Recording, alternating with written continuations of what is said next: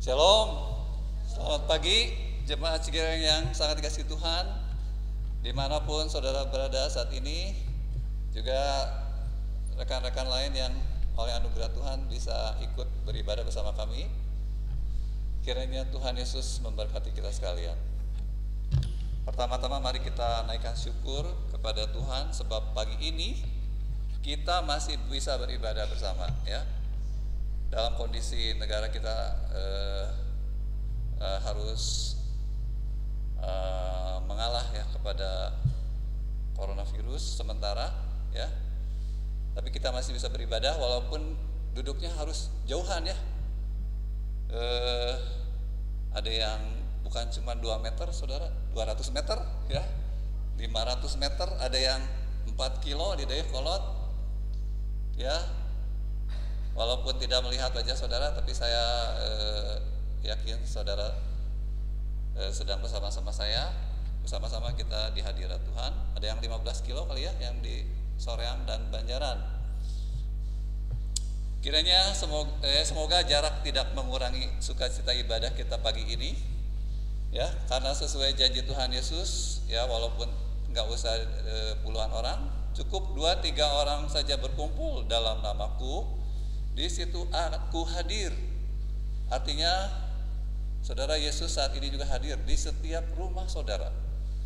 Yesus ada bersama saudara dan bahkan duduk bersama di ruangan di mana sekarang saudara duduk mendengarkan firman Tuhan. Saudara, coronavirus yang pada awalnya memang disepelekan ya oleh banyak negara, bahkan negara di mana asal muasalnya mulai marak, ya, dan makin hari kita melihat virus ini makin perkasa, ya saudara.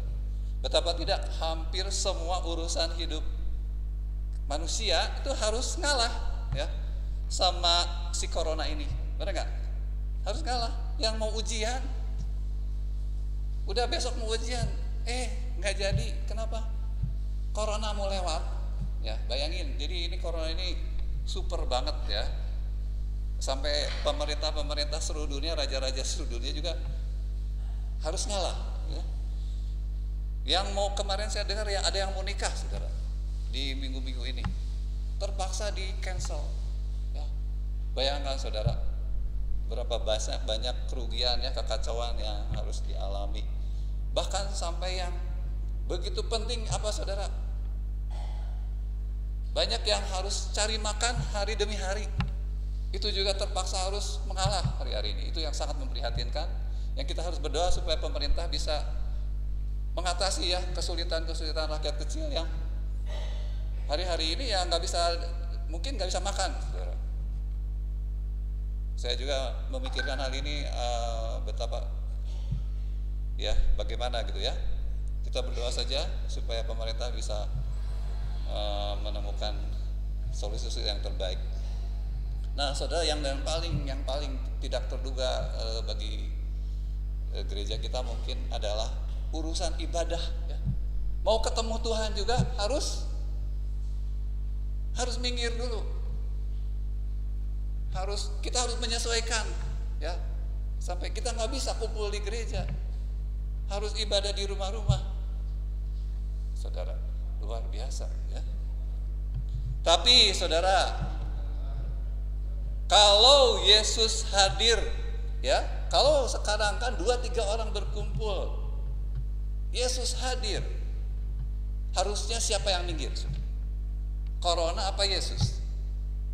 Kalau Yesus memang hadir di rumah saudara hari ini, apakah corona yang harus masuk ke rumah saudara atau Yesus yang harus dihormati oleh corona? Amin, saudara. Harusnya Yesus, kan udah jelas, Yesus di atas segalanya, segala kuasa di tangan Yesus. Corona apa di hadapan Yesus, bukan? Ya. Dan kalau tubuh kita sungguh-sungguh diserahkan menjadi bait Roh Kudus, siapa yang harus minggir? Roh Kudus apa corona? Jadi saudara, kalau Roh Kudus tinggal di dalam tubuh saudara, kira-kira coronanya bisa masuk gak? Saudara jawab sendiri, ya. Puji Tuhan, saudara, firman Tuhan seharusnya memberikan jaminan-jaminan. Semuanya tergantung dari iman kita. Iman kita yang menentukan. Corona memang tidak boleh dianggap sepele, dia sangat berbahaya. Kita perlu mengenalinya, perlu mempelajarinya supaya kita tidak berlaku konyol ya. Tetapi kita juga harus tahu pasti bahwa corona itu tunduk kepada Tuhan Yesus. Amin. Seharusnya tunduk kepada Tuhan Yesus. Dan itulah yang harus kita percayai. Jadi jangan lupa untuk sepanjang hari-hari ini pastikan saudara mengajak Tuhan Yesus menghadapi corona ini ya. Yesus yang di depan, saudara mah di belakangnya aja, jemput ngintil ya. Supaya coronanya kemanapun saudara jalan asal bersama Yesus, coronanya yang minggir, bukan saudara yang minggir. Amin. Nah, saudara, hari ini sebetulnya sudah bulan minggu-minggu Paskah ya. Jadi kita memang perlu mengenal kasih Tuhan itu seperti tadi dari Bapak Gembala sudah membuka ibadah kita. Begitu tingginya kasih Tuhan, begitu dalam, lebar ya, panjang, sehingga kita semakin yakin apa yang sebetulnya disediakan oleh Allah. Saudara, corona berbahaya, tetapi ada penyakit lain yang jauh lebih berbahaya, yaitu penyakit yang membuat orang-orang Kristen sekalipun seperti ini ya. Seperti kita sudah belajar dan kita lanjutin, ada ayat 2 Timotius 3 ayat 4 ya. Ini orang-orang Kristen tetapi hidupnya lebih menuruti hawa nafsu daripada menuruti Allah. 2 Timotius 3 ayat 4 bagian B. Saudara bisa baca, lebih menuruti hawa nafsu daripada menuruti Allah. Aku pengikut Kristus tetapi lebih nurut ke hawa nafsunya sendiri daripada menurut sama Yesus. Ayat 5, secara lahiriah mereka menjalankan ibadah mereka ya. Datang ke gereja rajin, saudara. Mungkin juga melakukan ibadah-ibadah yang lain ya, di hari-hari yang lain.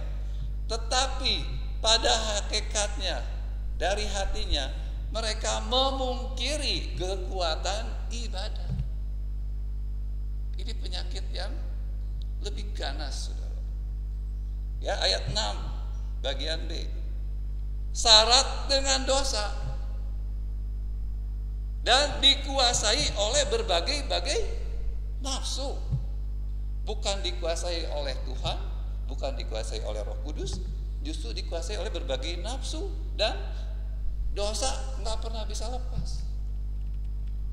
Sehingga walaupun ya seolah-olah beribadah, selalu ingin diajar, rajin nanya firman, pengen ngerti, tapi tetap tidak bisa ngerti kebenaran, tidak bisa mengenal kebenaran. Saudara, ngeri nggak kalau kita seolah-olah sudah benar, tetapi nggak ngalamin kuasa ibadah, nggak ngalamin kuasa firman Tuhan, janji-janji firman Tuhan sebenarnya kok aku nggak ngalamin ya, sehingga akhirnya nggak tahu bahwa seharusnya kita tuh berdosa gitu ya, sedang berdosa, sedang dikuasai nafsu, nggak tahu, malah nggak bisa lepas dari nafsu. Kenapa bisa begitu?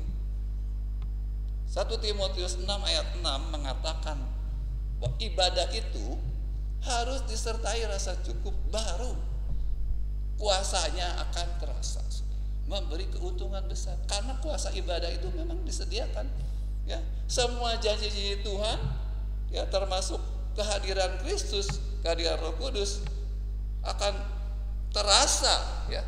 Roh Kudus bekerja dengan segala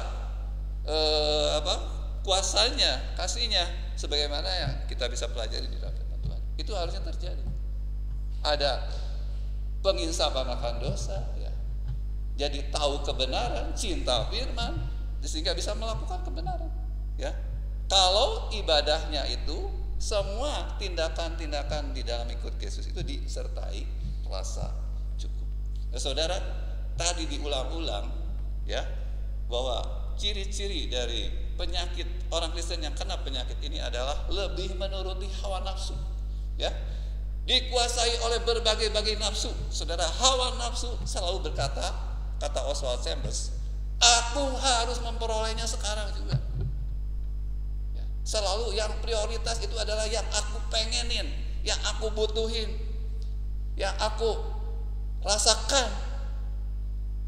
Jadi kalau aku pengen marah, itu yang harus dimarahin, harus dikeluarin. Kalau aku kesal, semua orang harus tahu aku kesal. Kalau aku butuh kasih sayang, aku ingin semua orang tahu dan memberi kasih sayang. Aku butuh uang banyak dan aku ingin kaya. Kalau aku tidak bisa kaya, aku menderita. Semuanya aku. Nafsu manusia adalah keserakahan. Dan kita bisa melihat ini dari sejak kecil, ya. Kalau anak-anak kecil dibiarin keserakahannya, diturutin oleh orang tua, sampai tua dia tidak akan pernah bisa lepas. Dia akan jadi orang-orang yang sangat serakah. Jadi saudara, yang namanya hawa nafsu itu sebetulnya adalah kenapa bisa menguasai kita? Karena kita menyerahkan diri. Kita maunya nurutin. Sebetulnya benci tetapi tetap aja diturutin, ya. Pengen marah, diturutin marah. Pengen benci sama orang, diturutin benci. Pengen ngomongin orang, diturutin benci. Pengen apa lagi, saudara? Pengen punya banyak duit, ayo cari duit sekuat tenaga. Ya, semua yang dipengenin oleh keinginan-keinginan berdosa itu, saudara ngalah, minggir, nyerah, seperti kepada virus corona. Akhirnya kita dikuasai dan diperbudak, dan nggak akan bisa lepas kalau udah begitu, ya. Jadi bagaimana caranya agar kita tidak seperti itu, tidak dikuasai penyakit ini, yaitu dikuasai oleh berbagai nafsu, dikuasai oleh hawa nafsu. Kita seperti dibelenggu, ya. Kita seperti ditawan, ya, seperti diperbudak oleh hawa nafsu, keinginan-keinginan berdosa, sehingga walaupun tahu itu dosa nggak bisa lepas. Caranya adalah saudara, dengan menyerahkan diri kepada Yesus. Itu saudara. Karena apa? Kenapa kita harus menyerahkan diri? Karena Yesus juga sudah menyerahkan dirinya seutuhnya kepada kita. Wah, apa ya ini? Nah saudara, mari saya coba jelaskan, ya. Kita harus menyerahkan diri karena Allah sudah menyerahkan diri. Bagaimana itu, ya? Kita lihat ayat yang seharusnya kita semua sudah begitu hafal, bukan cuma hafal, ngerti, ya kan? Yohanes 3 ayat 16. Mari kita baca sama-sama. Saudara bisa baca di Alkitab saudara, ya. Yohanes 3 ayat 16. 1, 2, 3. Karena begitu besar kasih Allah akan dunia ini, sehingga Ia telah mengaruniakan Anaknya yang tunggal, supaya setiap orang yang percaya kepadanya tidak binasa, melainkan beroleh hidup kekal. Ya, kita sudah mengerti bahwa kata-kata ini semuanya begitu jelas, ya. Allah sangat mengasihi dunia. Artinya mengasihi apa, saudara? Mengasihi kita semua manusia, ya. Semua manusia, ya. Besarlah kasih Allah itu buat semua manusia, ya, sehingga Dia mengaruniakan, memberi, saudara. Bayangkan, Allah memberi sesuatu sebetulnya tanpa kita minta. Allah memberikan kepada kita, mestinya diterima atau ditolak. Apapun, kalau Allah memberi, apalagi karena dasarnya mengasihi, harusnya diterima, ditolak? Diterima. Tetapi berapa banyak yang menerima, ya? Apa yang Tuhan beri, apa yang Allah berikan, yaitu Anaknya yang tunggal. Di sini ada yang punya anak satu orang, mungkin bisa jelasin, ya. Gimana rasanya kalau anaknya yang tunggal? Ya jangan diberikan maknanya, diculik. Ya ada beberapa jemaat di sini yang anaknya baru satu, ya. Ada yang udah dewasa anaknya, ya. Pak Daniel, Ibu Syani, anaknya satu. Kalau ini Maya, ada yang nyulik, lalu minta ditebus, di mana untuk tebusnya semua harta saudara harus dijual. Kira-kira mau pilih mana? Kehilangan harta atau kehilangan anak? Wah, nggak tahu, yang nggak pernah punya anak satu, ya. Saya aja yang punya anak dua, ya, sama akan melakukan. Saya akan jual harta saya supaya anak saya tetap hidup, benar ya? Nah, tapi bapak ini anaknya yang tunggal dikasihin, Anak yang tunggal, anak satu-satunya itu pasti adalah harta kita yang paling berharga. Kalau saudara suka nonton Keluarga Cemara ya, harta yang paling berharga apa katanya? Keluarga, ya itu betul sekali. Kecuali orang yang bodoh yang tidak memahami, ya apa artinya keluarga. Harta yang paling berharga itu bukan yang lain-lain, saudara. Jadi Yesus, anak Allah yang tunggal ini adalah bagi Bapa juga adalah harta yang paling berharga buat Bapa. Tetapi dikasihin, boleh dikatakan begitu besar, kita tidak bisa mengerti, ya. Sampai anaknya yang satu-satunya juga itu harta paling berharga bagi Bapa, bukan ciptaan yang lain. Itu dikasihkan, dikorbankan supaya kita tidak terkena hukuman kekal, ya, tapi bisa beroleh hidup yang kekal. Saudara, Bapa memberikan semuanya. Dengan memberikan Yesus itu sudah mewakili semua yang Bapa punya, saudara, ya. Kenapa? Karena Yesus itu adalah kita lihat di 1 Korintus Kolose pasal 1 ayat 16, ya. Di situ disebut mengenai Yesus, saudara bisa ikut membacanya. Karena di dalam Dialah telah diciptakan segala sesuatu yang ada di sorga dan yang ada di bumi, yang kelihatan dan yang tidak kelihatan, baik singgasana maupun kerajaan, baik pemerintah maupun penguasa. Segala sesuatu diciptakan oleh Dia dan untuk Dia. Ya, jadi semua yang ada di alam semesta ini oleh Bapa sebetulnya diberi, ya, diizinkan, diberikan sebagai hadiah untuk anak satu-satunya. Sebesar itulah kasih Bapa, ya. Sekarang Dia memberikan harta paling berharga ini untuk kita, saudara. Lalu Yesus sendiri pun menyerahkan dirinya waktu disuruh oleh Bapa, oleh kamu aku berikan untuk menebus umat manusia. Apa yang Yesus lakukan? Dalam Filipi 2 ayat 6. Pertama, saudara, yang walaupun dalam rupa Allah tidak bersetaraan dengan Allah itu sebagai milik yang harus dipertahankan. Yesus menyerahkan kesetaraannya dengan Allah. Yesus menanggalkan kemuliaan surgawi. Lalu Dia turun, melainkan telah mengosongkan dirinya, ya, melepaskan semua kemuliaan surgawinya dan mengambil rupa seorang hamba. Dia memposisikan diri lagi tidak sebagai anak, tetapi sebagai seorang hamba kepada Bapa, ya, dan menjadi sama dengan manusia, menjadi makhluk yang lemah. Yesus berikan semuanya, kemuliaan, kekuatan, kuasa Dia serahkan untuk keselamatan kita. Dan dalam keadaan sebagai manusia puncaknya, saudara, Ia telah merendahkan dirinya dan taat sampai mati, bahkan sampai mati di kayu salib. Bukan hanya Dia menyerahkan kemuliaan, kekuasaan, kekuatan, Dia juga menyerahkan tubuhnya, ya. Itu sebagai puncak penyerahannya buat kita. Dia menyerahkan tubuh dagingnya ini untuk dicabik-cabik, ya.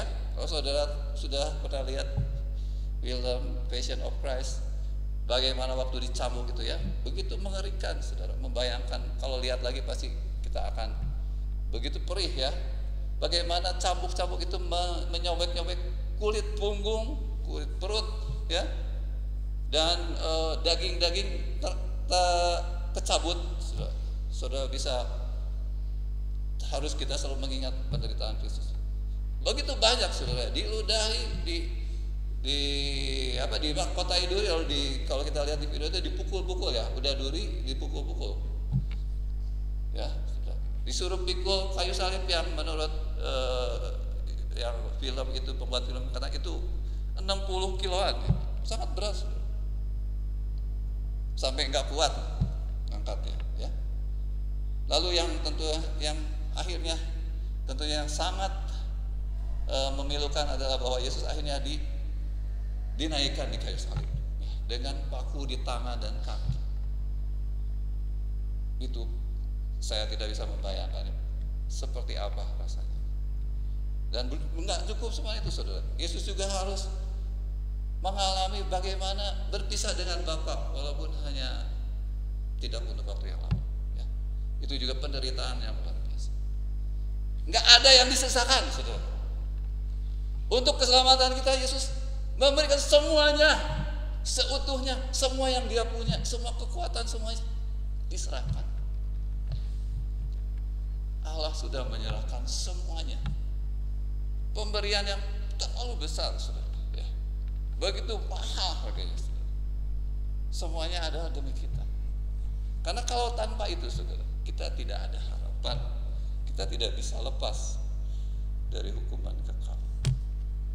Jadi, saudara, kalau Allah sudah menyerahkan dirinya seutuhnya kepada kita, bukankah kita harus balik menyerahkan diri kita kepada Tuhan? Bahkan kita berikan semuanya, semua harta kita hanya untuk menyenangkan hati Tuhan, enggak cukup, benar enggak? Rasanya sampai kekekalan kalau kita boleh masuk surga, kita ingin melayani Tuhan, membalas cita Tuhan nanti di surga. Saudara, pasti perasaan kita hanya ingin menyenangkan hati Tuhan, sebab Tuhan sudah memberi terlalu banyak, saudara. Kita mau bisa memberi apa? Ya. Tapi kita yang sedikit ini, yang kita punya sedikit ini, masih mau ditahan untuk memuaskan hawa nafsu, atau kita mau serahkan semuanya? Nah, inilah, saudara, kasih Allah. Kalau diterima, harusnya kita berterima kasih. Ya. Tapi apakah kita tahu berterima kasih kepada Allah? Maukah kita menyerahkan diri kepada Tuhan? Tubuh ini, apalagi, saudara, dengan pengorbanan Kristus di kayu salib, kita sebetulnya kan dibeli, ya, dibeli dari kebinasaan, dibebaskan dari ikatan dosa, supaya menjadi milik Allah, supaya bisa bersama-sama dengan Allah. Jadi sebetulnya secara hukumnya juga kita ini udah nggak punya apa-apa, udah dibeli. Jadi hanya perlu berserah aja. Ya udah, aku kan udah milikmu, Tuhan. Aku mau apapun yang kau mau, aku mau kerjakan. Apapun yang kau minta, aku mau mintakan. Tubuh ini punya engkau, kan itu kan. Tubuh ini punya Yesus. Itu ayatnya sangat banyak, saudara. Ya. Jadi, saudara, kalau kita ingin bebas dari dosa, bebas dari segala sesuatu yang ganas, ya, sebetulnya dari 2 Timotius 3 ayat 1 itu, ya, dari mementingkan diri, menjadi hamba uang, menjadi orang sombong yang suka membual dan seterusnya.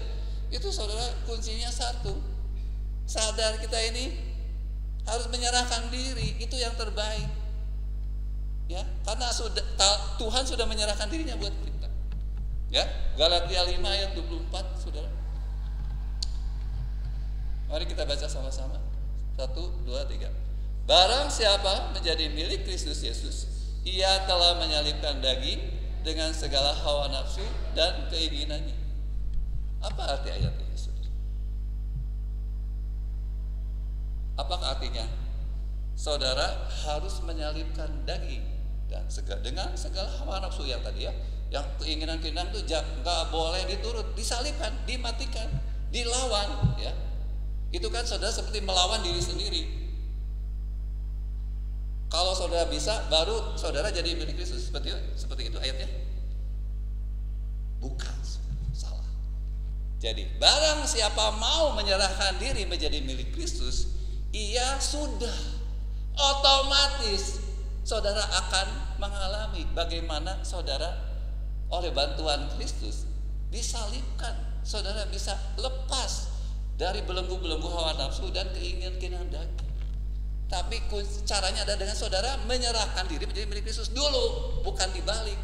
Kalau saudara berjuangnya dengan melawan keinginan daging dengan kekuatan sendiri sebelum menyerahkan diri kepada Yesus, saudara tidak akan mampu, saudara akan terus gagal, saudara akan jatuh lagi, saudara akan seperti perempuan-perempuan tadi yang dikatakan dalam 1 Timotius, yang lemah, yang walaupun selalu ingin diajar tapi tidak pernah bisa mengenal kebenaran.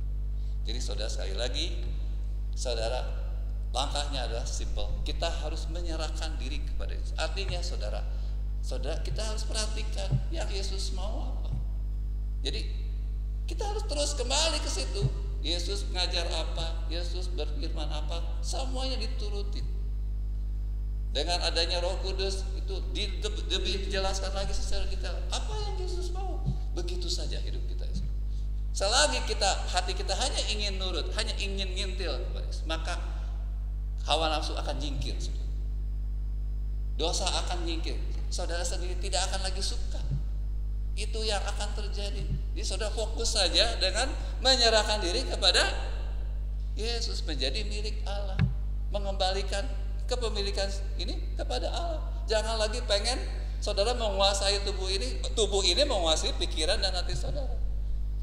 Tidak akan bisa mempercayai kuasa ibadah.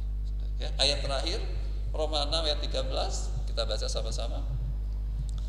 1, 2, 3. Dan janganlah kamu menyerahkan anggota-anggota tubuhmu kepada dosa untuk dipakai sebagai kezaliman, tetapi serahkanlah dirimu kepada Allah sebagai orang-orang yang dahulu mati tetapi yang sekarang hidup, dan serahkanlah anggota-anggota tubuhmu kepada Allah untuk menjadi senjata-senjata kebenaran. Ya, ayat ini cukup jelas. Serahkanlah dirimu kepada Allah. Serahkan, ngikut, manut aja.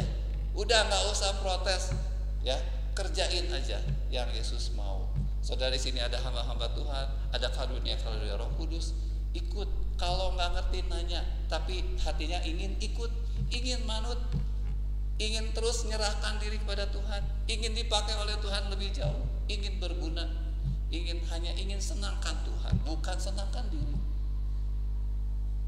Ya, kalau ada kawan nafsu itu masih timbul, ingat, jangan langsung diturutin. Ingat, bawa di hadapan Yesus, tangking dalam nama Yesus. Ya. Jangan lagi pengen serba gerasa-gerusu, selalu ingin turutin apa yang timbul di dalam hati. Sampai hati saudara bersih, hanya ada keinginan untuk melayani Yesus. Ada amin saudara? Saudara mau menjadi milik Kristus sepenuhnya? Itu kunci rahasianya. Dan kita akan mempunyai kuasa ibadah. Saudara akan melihat bahwa ibadah kita tidak sia-sia. Bahkan kita merasa cukup dengan tidak usah terlalu banyak keperluan kita, ya. Kita bisa bahagia dengan kesederhanaan. Karena yang harta kita yang sesungguhnya ada, kita menjadi milik Yesus sepenuhnya.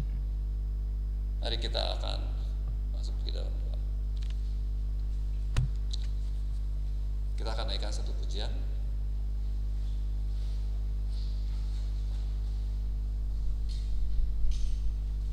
Ya, meskipun tak terlihat.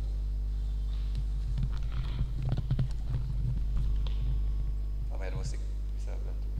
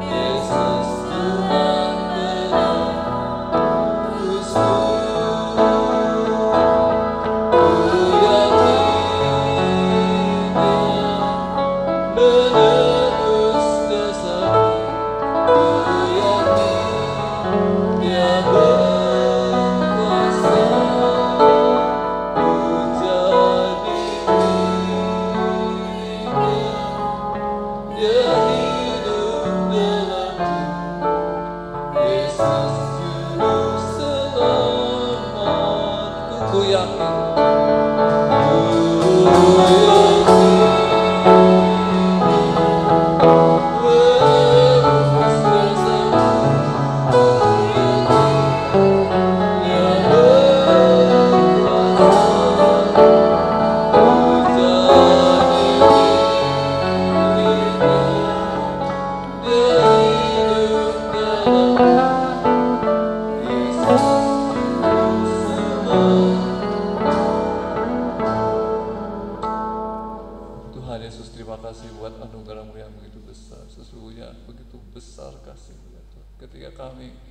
lebih mengerti lagi betapa Engkau sudah memberikan semuanya. Engkau memberikan dirimu ya Bapa, Engkau memberikan seluruh milikmu ya Yesus. Engkau bahkan rela begitu menderita, tubuhmu sungguh-sungguh Kau serahkan untuk membayar dosa-dosa kami, untuk menebus kami, untuk membebaskan kami dari segala hawa nafsu kedagingan, dari segala perbudakan dosa Tuhan. Kiranya ya Tuhan, kami sadar sudah sepatutnya kami menyerahkan diri kepadamu Tuhan. Kami menyerahkan tanpa sisa semuanya, dan itu pun terlalu sedikit, dan kami ingin memberi lebih banyak lagi Tuhan, dengan waktu-waktu yang masih Kau berikan, dengan kekuatan yang Kau masih percayakan kepada kami ya Tuhan selama di bumi. Kami ingin semuanya kami persembahkan untuk Engkau Tuhan, sebab terlalu besarlah yang Kau sudah serahkan untuk kami. Tuhan, bantu kami untuk selalu menyadari kasih-Mu yang begitu, penyerahan diri-Mu ya Tuhan, pengorbanan-Mu yang begitu besar Tuhan. Dari sejak Engkau mau turun ke bumi menjadi bayi yang lemah ya Tuhan, dan harus menjalani hidup sebagai manusia. Bukankah itu suatu penderitaan bagi Engkau yang adalah Allah pencipta, harus begitu mengalami kehinaan, dan bahkan Engkau masih juga menyerahkan tubuhmu Tuhan untuk disiksakan begitu rupa, begitu dahsyat, sampai nyawa dan darahmu dihabiskan, tidak ada yang Kau sisakan. Tuhan, biarlah pengorbanan salib-Mu tidak pernah kami lupakan di setiap keputusan kami, di setiap ketika kami memilih apa yang ingin kami lakukan. Biar kami selalu mengingat kasih-Mu, karya salib-Mu, sehingga kami selalu boleh melakukan semuanya untuk membalas cinta-Mu, untuk terima kasih kepada-Mu ya Tuhan. Terima kasih Tuhan, Kau yang menolong jemaat-jemaat yang Kau kasih di dalam pergumulan mereka, di mana harus tinggal di rumah selama 2 minggu mungkin ya Tuhan, atau kurang dari 2 minggu ke depan. Bantulah ya Tuhan seluruh umat-Mu untuk selalu memandang kayu salib, selalu berucap syukur atas penyerahan diri-Mu kepada kami itu, atas pemberian anugerah-Mu yang begitu besar. Tuhan, jangan biarkan kami lupa, jangan biarkan kami sampai mengambil langkah-langkah yang bertentangan dengan pengorbanan, sehingga kami terus salib-Mu ya Tuhan. Jangan biarkan kami tidak sadar dan terus-menerus ya Tuhan masih melayani, menyerahkan diri kepada hawa nafsu, sehingga kami tidak bisa menjadi milik-Mu Tuhan. Tuhan, balas kasih-Mu ya Tuhan, kiranya turun atas kami semua. Roh Kudus menolong kami. Kami akan akhiri ibadah ini ya Tuhan, kiranya Engkau memberkati seluruh jemaat. Sesuai yang dikasihi, terimalah berkat dari Allah Bapa, kasih sayang dari Tuhan Yesus, dan persekutuan di dalam Roh Kudus akan menyertai, mewarnai hidup saudara mulai hari ini sampai kita bisa bertemu lagi, entah secara online di minggu yang akan datang dan di hari-hari biasa, hari-hari pertemuan kita.